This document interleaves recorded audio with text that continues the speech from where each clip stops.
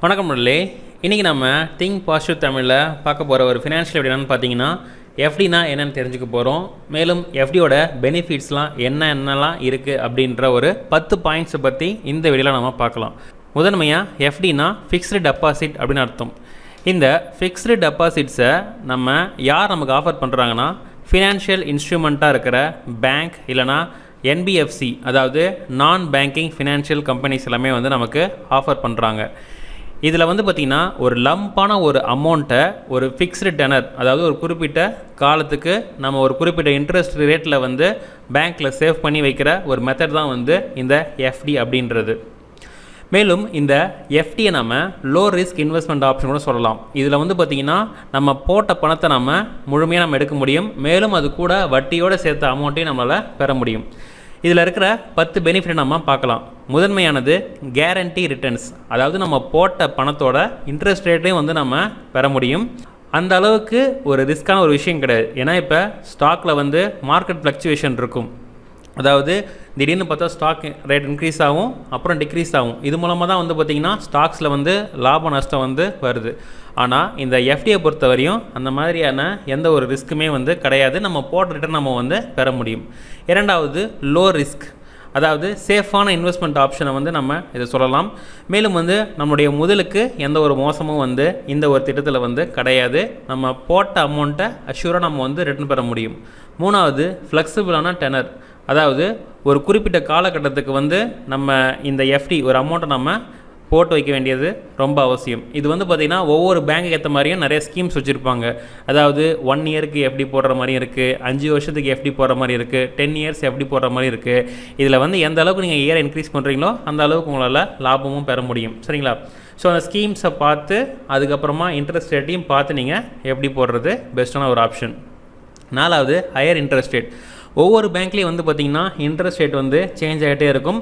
அதே மாதிரி ஒவ்வொரு ஸ்கீம்ஸுக்கு ஏற்ற மாதிரியும் சேஞ்ச் ஆகிட்டே இருக்கும். இப்போ ஒருவேளை சீனியர் சிட்டிசனாக இருக்காங்கன்னா அவங்களுக்கு அடிஷ்னலான இன்ட்ரெஸ்ட் ரேட் பெனிஃபிட்டும் இதில் கிடைக்கும்.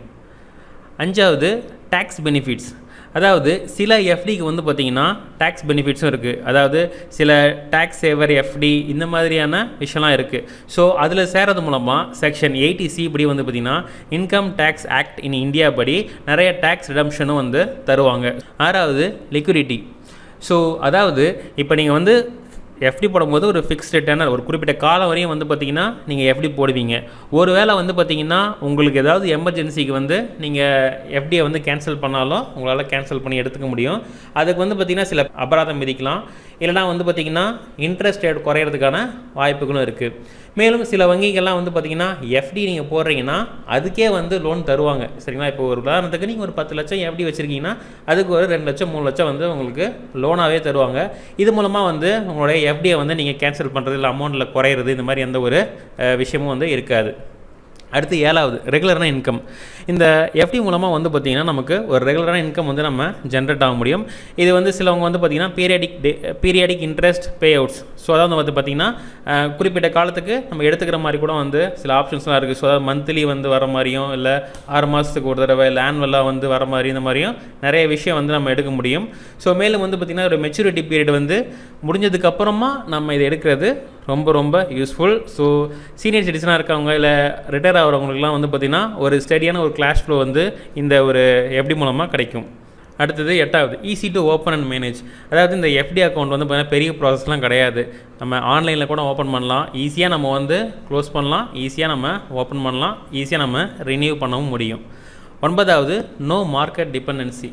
ஸோ ஒருவேளை ஸ்டாக்ஸோ இல்லை மியூச்சுவல் ஃபண்ட்ஸோனா நம்ம மார்க்கெட்டை டிபெண்ட் பண்ணுற மாதிரியான நிறைய ஆப்ஷன்ஸ் இருக்கும். பட் ஆனால் பார்த்திங்கன்னா இதில் நம்ம எந்த ஒரு ரிஸ்க்கும் கிடையாது. ஏன்னா இது ஃபுல்லாமே பார்த்திங்கன்னா நம்ம ஃபினான்ஷியல் இன்ஸ்டியூஷனே நமக்கான இன்ட்ரெஸ்ட்டை இன்க்ரீஸ் பண்ணி தர்ற ஒரு விஷயம் தான் இந்த எஃப்டின்றதில். ஸோ நம்ம மார்க்கெட்டை டிபெண்ட் பண்ணிடணுன்ற அவசியம் கிடையாது. 10th பார்த்திங்கன்னா டைவர்ஸ் ஆப்ஷன். ஸோ இந்த பேங்க் பார்த்திங்கன்னா நிறைய டைப் ஆஃப் எஃப்டி ஆஃபர் பண்ணுறாங்க. அதாவது cumulative and non cumulative FD, senior சிட்டிசனுக்கான FD, tax saving FD, flexi எஃப்டின்ற மாதிரி இந்த மாதிரி நிறைய விஷயம் பார்த்திங்கன்னா இன்வெஸ்டர் கவர் வகையில் நிறைய பேங்க் அந்த பேங்கிங் இன்ஸ்டியூஷன்லாம் பார்த்திங்கன்னா ஆஃபர் பண்ணுறாங்க. ஸோ அது என்ன அப்படின்றத தெளிவாக தெரிஞ்சுக்கிட்டு ரூல்ஸ் அண்ட் ரெகுலேஷனை படிச்சுக்கிட்டு எவ்வளோ இன்ட்ரெஸ்ட் ரேட்டு இதெல்லாம் தெரிஞ்சுக்கிட்டு நீங்கள் அக்கௌண்ட் வச்சுருக்கிற பேங்க்லேயோ இல்லைனா வேறு ஏதாவது ஃபினான்ஷியல் இன்ஸ்டியூஷன்லேயோ போய்ட்டு நீங்கள் இந்த எஃப்டியை போடுங்க. முக்கியமான விஷயம் என்னென்னு பார்த்தீங்கன்னா நீங்கள் எஃப்டி போடுறீங்கன்னா அது ஒரு ஆர்பிஐ கீழே வந்து இருக்குதா அப்படின்றத பார்த்து நல்லா தெரிஞ்சுட்டு போடுங்க. நீங்கள் மாட்டுங்க வேறு ஏதாவது ஃபினான்ஷியல் இன்ஸ்டியூஷனில் போகிறேன்னு சொல்லி ஏமாறாதீங்க. சரிங்களா? எந்த அளவுக்கு பணத்தை வந்து நீங்கள் சேவ் பண்ண நினைக்கிறீங்களோ அந்த அளவுக்கு நீங்கள் பணத்தை நீங்கள் செக்யூர் பண்ணுறதும் வந்து ரொம்ப முக்கியமான விஷயம். சரிங்களா? இந்த எஃப்டியில் வந்து பார்த்தீங்கன்னா இன்வெஸ்ட் பண்ணுறது மூலமாக உங்களால் ஒரு மினிமலான ஒரு ரிஸ்க் மூலமாக பணத்தை வந்து நீங்கள் இன்க்ரீஸ் பண்ண முடியும். இது வந்து பார்த்திங்கன்னா உங்களுக்கு ரிட்டையர் ஆகிறாங்கன்னா அவங்களுக்குலாம் இது ரொம்ப யூஸ்ஃபுல்லாக இருக்கும். சீனியர் சிட்டிசனுக்குலாம் வந்து பார்த்திங்கன்னா ரொம்ப யூஸ்ஃபுல்லாக இருக்கும். ஸோ மேலும் வந்து பார்த்திங்கன்னா பணம் வந்து என்கிட்ட இருந்தால் செலவாயிடும் அப்படின்றவங்க இந்த மாதிரி எஃப்டி போட்டு உங்கள் பணத்தை சேவ் பண்ணுறது மூலமாக உங்களால் நிறைய பணத்தை சேவ் பண்ண முடியும் அப்படின்னு சொல்லிட்டு இந்த வீடியோ நான் கம்ப்ளீட் பண்ணுறேன். இந்த வீடியோ பார்த்த மிக்க நன்றி. இந்த வீடியோ பிடிச்சா லைக் பண்ணுங்கள், ஷேர் பண்ணுங்கள், சப்ஸ்கிரைப் பண்ணுங்கள். மேலும் உங்களுக்கு இந்த எஃப்டி சம்மந்தப்பட்ட டவுட்ஸ் தான் கமெண்ட் பாக்ஸில் பின் பண்ணுங்கள். நெக்ஸ்ட் வீடியோவில் மீண்டும் ஒரு புது சந்திப்போம். நன்றி. வாழ்க வளமுடன்.